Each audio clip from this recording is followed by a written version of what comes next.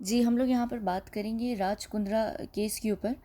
अच्छा, इनके ऊपर हम बात शुरू करें इससे पहले मैं आप लोगों को एक क्लिप दिखाना चाहती हूँ जो मैंने फ़रवरी, मेरे ख़्याल से लगभग 7 फरवरी की जो है वो मेरी वीडियो है, जिसमें मैंने राज कुंद्रा के ऊपर आप लोगों को एक हिंट भी नहीं, यानी कह लें बस एक बात बताई थी। तो उस पहले हम सुनते हैं, फिर हम चलते हैं इस वीडियो की तरफ। शिल्पा शेट्टी की ऊपर मैं क्या बात करूं। शिल्पा शेट्टी का तो खैर इस केस से इतना कोई संबंध नहीं है, मुझे नहीं लगा ऐसा वैसे। लेकिन हाँ, ये तो नहीं, लेकिन इनके जो पति हैं वो इनके साथ खास तौर पर काम करते हैं। ये कुछ मिलकर ये लोग काम करते हैं, चीज़ों की तस्करी करते हैं, नशीले पदार्थ वगैरह की तस्करी करते हैं। इनका अच्छा खासा एक दोनों का अच्छा खासा काफ़ी गहरा कनेक्शन है। तो इस वजह से शिल्पा शेट्टी वहाँ पर मुझे दिखी और यहाँ पर राज कुंद्रा दिख रहे थे, तो मैंने कहा इनके ऊपर मैं बात करूँगी। अगर आप लोग चाहेंगे तो मैं शिल्पा के ऊपर भी किसी दिन बात करूँगी, इनके पति के ऊपर। शिल्पा के ऊपर तो इतनी ऐसा वैसे कोई बात नहीं है, और यहाँ पर इनके ऊपर तो बात करना, शेरा के ऊपर तो मैं करूँ। अच्छा, अब ये ना 7 फरवरी यानी 7 फरवरी की ये वीडियो है जिसमें मैं बात कर रही थी जितने भी सितारे हैं बॉलीवुड के, वो बेबी पेंगुइन के साथ जो जो दिखे थे उसके ऊपर मैं बात कर रही थी। अच्छा, अब अगर आप लोग को याद होगा, मैंने बेबी पेंगुइन के ऊपर अभी कुछ महीनों पहले एक वीडियो की थी, एक या दो वीडियोस की थी, जिसमें मैंने बताया था कि ये एकता कपूर के साथ मिलकर दूसरी टाइप की फिल्म्स प्रोड्यूस करते हैं एकता कपूर के साथ।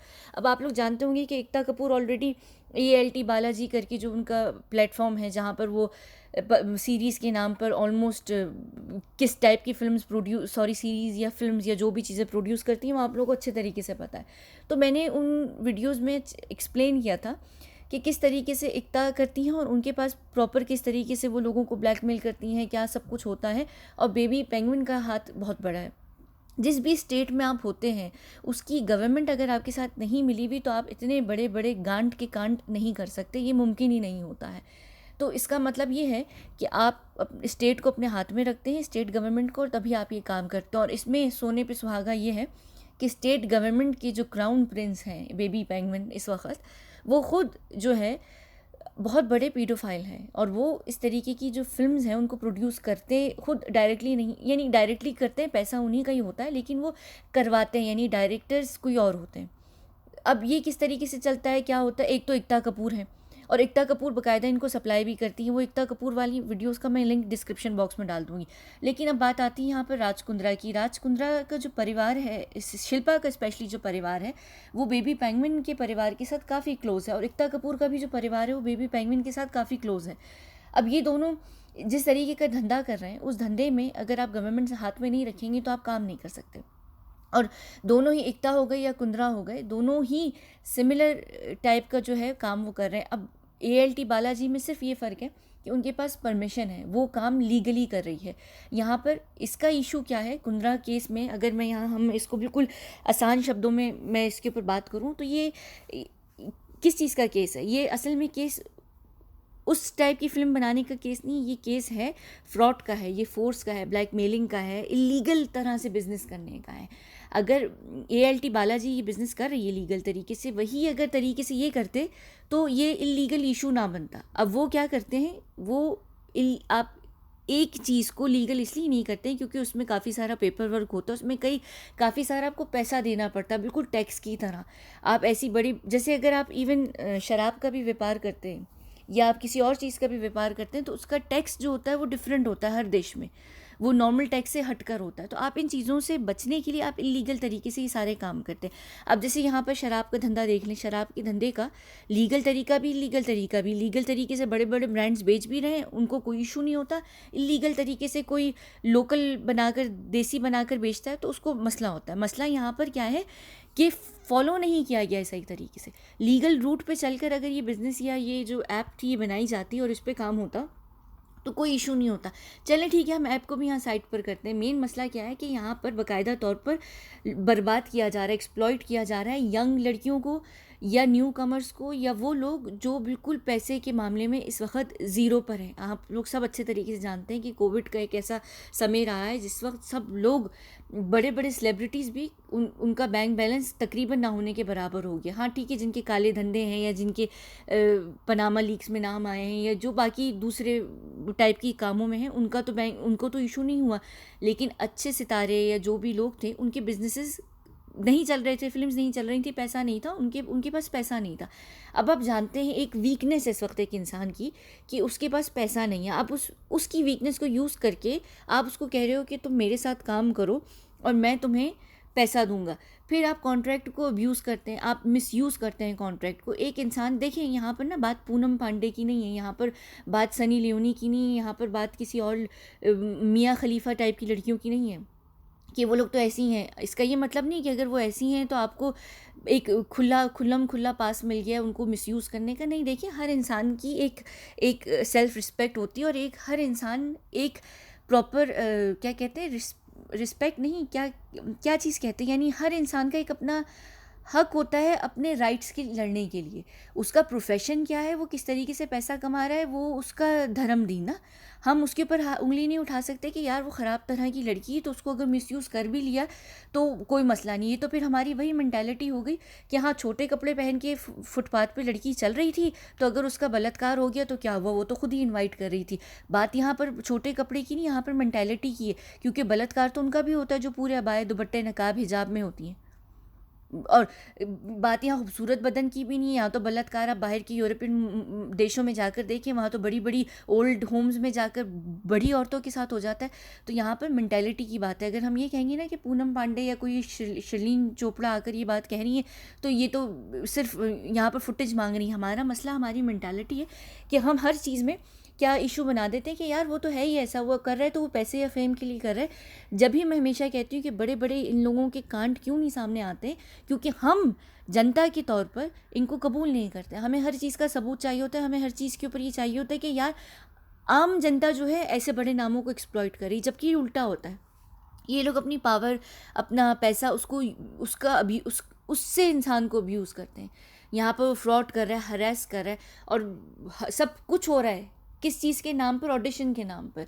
आप ऑडिशन दीजिए, कोविड के दिनों में सारे ऑडिशंस वैसे ही घरों के अंदर हो रहे थे, ठीक है, आप ऑनलाइन ऑडिशन दीजिए, आप उसमें कपड़े उतारिए और ये बड़ी नॉर्मल सी प्रैक्टिस है। यहाँ पर जितने भी यंगस्टर्स होते हैं, आप में से कई सारे ऐसे लोग होंगे जो मुझे सुनने वाले होंगे जिन्होंने लाइंस में खड़े हो के ऑडिशंस दिए। मैंने जब एकता कपूर के ऊपर भी बात की थी तो मैंने बताया था कि उनके ऑडिशंस भी ऐसे ही चलते हैं। जो आपको कास्टिंग काउच मिलते हैं, सबसे पहले वो आपको बिस्तर तक लेकर जाते हैं। आप बिस्तर पर जाकर कपड़े उतार कर अगर उनको सेटिस्फाई नहीं करेंगे तो आप अगला स्टेप भी नहीं जा सकते। आप मेन ऑडिशन रूम में जाकर मेन लोगों को ऑडिशन नहीं दे सकते।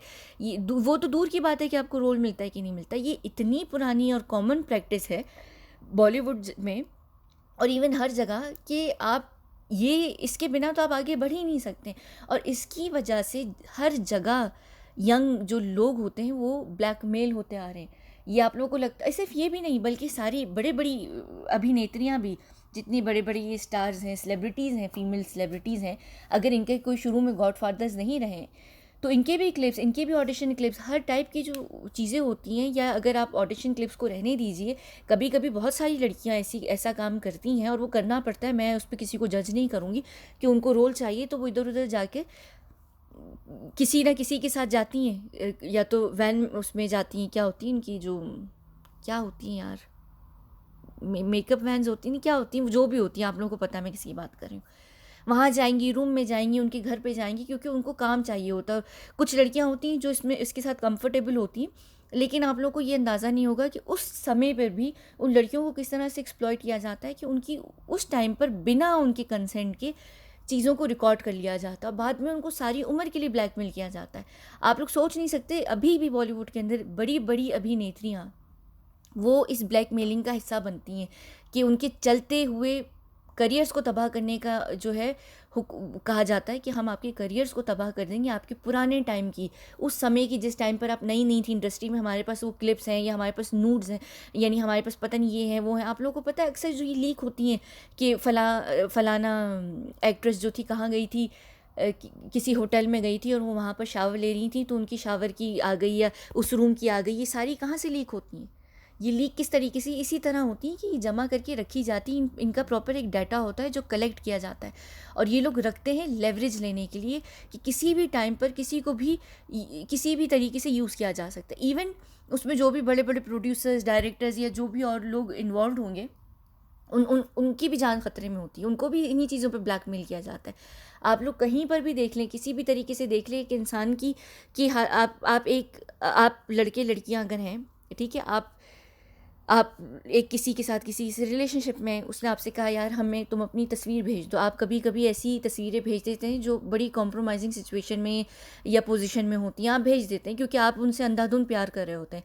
बाद में वही चीज़ें जाके सारी उम्र के लिए आपकी उन लोगों का हथियार बन जाता है कि वो आपको उस पर ब्लैकमेल करते रहते हैं कि नहीं तुमने अगर शादी कर ली हमसे मिलने आओ, या तुम हमसे शादी नहीं करोगी तो हम तुम्हारे परिवार को भेज देंगे, हम क्या कहते हैं कहाँ पर लगा देंगे, सोशल मीडिया पे डाल देंगे, हम इधर डाल देंगे उधर डाल देंगे, ये कर देंगे वो कर देंगे।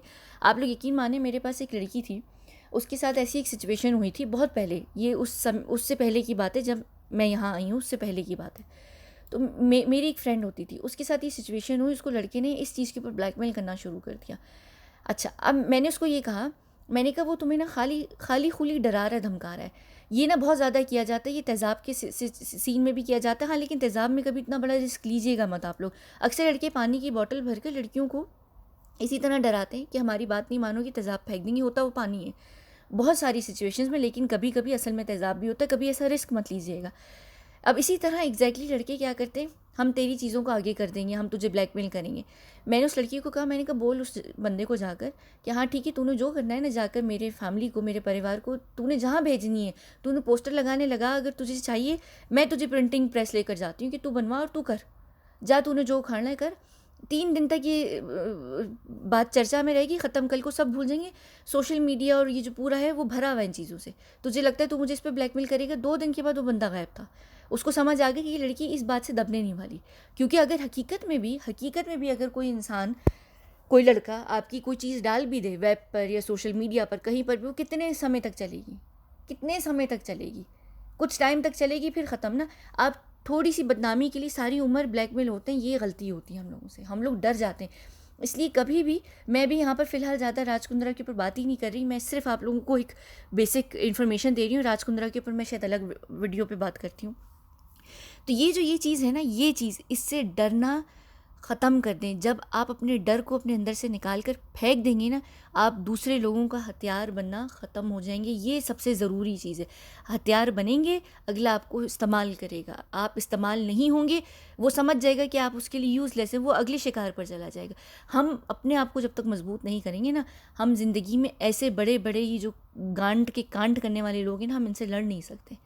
इसीलिए एक हों, जब कोई आकर निकल कर आते ना, चाहे वो पूनम पांडे हो, चाहे वो कोई भी महिला हो, या वो कोई भी इंसान हो, अगर वो आकर ये कह रहे हैं ना कि हमें मिसयूज़ किया जा रहा है, कभी कभी वाकई इस चीज़ का लोग फ़ायदा उठाते हैं, लेकिन आप साथ ज़रूर दें। तब तक साथ ज़रूर दें जब तक आपको लग रहा है कि वो बंदा शायद सही है। अगर लगता है कि गलत है, ठीक है। और अगर आपने किसी का साथ नहीं भी देना ना, साथ मत दें, लेकिन ख़ुद को मजबूत बनाएं। अगर आप मजबूत नहीं बनेंगे ना, आप सारी उम्र के लिए अगले के हाथों ब्लैकमेल होते चले जाएंगी। कितनी लड़कियां आप में से होंगी जो मुझे इस वक्त सुन रही होंगी, जिनके प्रीवियसली ऐसे एक्सपीरियंसेस रहे होंगे कि वो अपने एक्स बॉयफ्रेंड्स के थ्रू ब्लैकमेल होती रही होंगी, उनकी शादियां हो गई हैं, वो अभी भी ब्लैकमेल हो रही हैं, उनको अभी भी कहीं ना कहीं डर है कि हमारा बॉयफ्रेंड कितना भी हमसे सच्चा प्यार क्यों ना करता, उसके पास हमारी तस्वीरें हैं, कल को वो किसी भी टाइम पर आकर हमें हमारे शौहर के सामने बदनाम कर सकता है। तो इस चीज़ से लड़ना सीखें, आप लोग लॉ को समझना सीखें। अगर लड़के आप लोगों को कहते हैं ना कि लड़के या लड़कियां दोनों में से कोई भी किसी को भी ब्लैकमेल कर रहा हो, वो ये कहता है, तो इस लॉ को समझिए कि ये लॉ है जो आप नहीं जा सकते उसके अगेंस्ट, कि आपकी कोई भी आपकी बिना कंसेंट के आपकी तस्वीरों को पब्लिकली वेब पर डाले या सोशल मीडिया पर डाले, या आप अगर उसके साथ किसी बेड पर हैं या किसी गाड़ी में हैं या किसी पिकनिक पर हैं, और आप लोग अपने अपने पर्सनल प्लेजर के लिए मोबाइल से या किसी भी चीज़ से कोई वीडियो बना रहे हैं, क्लिप बना रहे हैं, और उस क्लिप या वीडियो को लेकर अगर वो कल को आपको ब्लैकमेल करता है, आप उस पर भी उसका केस कर सकते हैं। और इवन अगर उसने छुप के बनाया है कि आप लोग कहीं पर कैंपिंग पे गए हुए थे या किसी रूम में थे और आपको नहीं पता कि वहाँ पर सीसीटीवी लगा हुआ है, और उसने फिल्मा लिया, या उसके घर में ट्राईपॉड, जैसे आजकल आप देखिए टिकटॉक का ज़माना है, कहीं ना कहीं किसी के भी घर पर ट्राईपॉड होता है या सेल्फी स्टिक होती है, मोबाइल फ़ोन होता है, आपको नहीं पता वो कब ऑन है कब नहीं है, और आप उसके साथ बेड पे घपाघप कर रहे हो और पता ही नहीं चल रहा है कि आप पूरे रिकॉर्ड हो रहे हैं, या आपको ये नहीं पता कि कहाँ पर किस खिड़की से उनका कौन सा दोस्त आपकी कौन सी चीज़ को रिकॉर्ड कर रहा है, या आप कब जो है उनके साथ लॉन्ग डिस्टेंस रिलेशनशिप में हैं, या आप एक घर से दूसरे घर पर हैं, या एक रूम से दूसरे रूम में हैं, लेकिन आप उनके साथ चैट कर रहे हैं, आपने वीडियो खोली हुई है और आपको नहीं पता कि वो रिकॉर्ड हो रही है, क्या हो रहा है, आपको पता है क्या? तो ये सारी चीज़ें जो हैं ये अगेंस्ट हैं, आप इस पे केस भी कर सकते हैं। सिर्फ अगर हम ये सोच लें ना, थोड़ी सी बदनामी लेकिन सारी उम्र की मुक्ति है हमें, तो हम इन चीज़ों से डरना ख़त्म हो जाएंगे। हमें हमेशा कभी भी ज़िंदगी में कुछ भी आपके साथ हो ना, ज़िंदगी में कुछ भी आपके साथ हो, कुछ भी गलत, आप कितना बड़ा भी कांड कर चुके हो ना ज़िंदगी में, या तो आपकी पत्नी है या पति है या आपके घर वाले हैं या कोई भी और बड़ा इंसान, उसको अपने किस में लें, कॉन्फिडेंस में लें, उसको बताएं कि ऐसा सिचुएशन हो चुकी है और फिर आप सारा काम करें, ताकि कभी भी आप ब्लैकमेल ना हो। मुझे पता है कि मैंने यहाँ पर राज कुंद्रा के ऊपर शुरू की थी, लेकिन मेरे साथ हमेशा ये होता है कि मैं बात करते करते टॉपिक से हट जाती हूँ, लेकिन ये मैं इस वजह से सारी बातें कर रही हूँ कि जब तक हम लोग सही नहीं होंगे ना, हम लोग मजबूत नहीं होंगे, हम लोग कुछ नहीं कर सकते। अभी देख लीजिए यहाँ पर कि ये पूरा ये सारा कांड चल रहा है और यहाँ पर जनता को क्या लगी हुई कि लिंक दे दो। हर कोई यहाँ पर किसकी बात कर रहा है, लिंक दे दो, लिंक चाहिए हमें, लिंक चाहिए हमें, लिंक चाहिए। भाई लिंक मिल जाएगा, लिंक का कौन सा इशू है? क्या पूरी यही मुझे आज तक बात समझ नहीं आती है। मेरा हमेशा से ये एक मुझे इस चीज़ की भी हमेशा बड़ा प्रॉब्लम रहा है कि लोग बलात्कार क्यों करते हैं। जब आप पैसे से ख़रीद के एक लड़की को लेकर आ सकते हैं, इस्तेमाल कीजिए उसे। एक औरत बेशक वो किस तरह से उस सिचुएशन में जाकर फंसी है और वो बेचारी प्रोस्टिट्यूट बनी, वो एक अलग मुद्दा है। लेकिन अगर एक औरत है और वो जिस्म का व्यापार कर रही है, तो आप उसको जाकर यूज़ करें बानिस्बत उसके कि चलती फिरती एक महिला को आप सड़क से उठा के सिर्फ अपनी हवस को पूरा करने के लिए उसको कमरे में ले आते हैं, कहीं पे भी ले जाके उसका बलात्कार करते हैं, सिर्फ इसलिए क्योंकि वो रेजिस्ट कर रही होती है और आपको उससे पता नहीं किस तरह की आपको क्या चीज़ मिलती है, कौन सा किस्म का हाई नशा मिलता है कि आप ऐसी लड़कियों के पीछे जाते हैं। कितना हम ज़िंदगी में इन चीज़ों पर लोगों को बर्बाद करते हैं। मैं हमेशा कहती हूँ ना कि ये सब चीज़ें हम छोड़ दें ना, अगर हम दुनिया की हकीकत जान लें जहाँ पर मैं हूँ और जो मैं ये चीज़ें देख रही हूँ, तो आप लोग ये सारी चीज़ें करना छोड़ देंगे, क्योंकि आपको नहीं पता आने वाले समय में ये पूरी दुनिया, ये वाली दुनिया जहाँ पर हम हैं, वो किस तरीके से आपकी लेने वाली है, किस तरीके से आपकी ज़िंदगी में बलात्कार आपका होगा, आपको पता तक नहीं चलेगा, किस तरीके से आपका खून होगा, आपको पता नहीं चलेगा। मैं हमेशा कहती हूँ अगर हम उस जगह की हकीकत मान लें ना, तो ये जो हम छोटे छोटे गुंडे मवाली बने फिरते हैं ना, कि उधर बलात्कार कर दिया, उधर लड़की को ब्लैकमेल कर दिया, उधर फलाना कर दिया, ढिमकाना कर दिया, ये सब ख़त्म हो जाएगा, हम सब सीधे हो जाएंगे। लेकिन हम समझें तो ना, वही मैं चाहती हूँ कि हम चीज़ों को समझना शुरू करें। मैं ये वीडियो यहाँ पर ख़त्म करके राज कुंद्रा के ऊपर बात करती हूँ, क्योंकि मुझे राज कुंद्रा ही के ऊपर बात करनी थी। वो टॉपिक कहाँ से कहाँ निकल गया, और लेकिन मैंने जो भी बात की वो आप सबके भले के लिए की। मजबूत होना सीखिए, ठीक है ना। चलें अब हम मिलते हैं इसके दूसरे पार्ट पे, जिसमें मैं राज कुंद्रा के ऊपर बात करूँगी। बहुत बहुत शुक्रिया।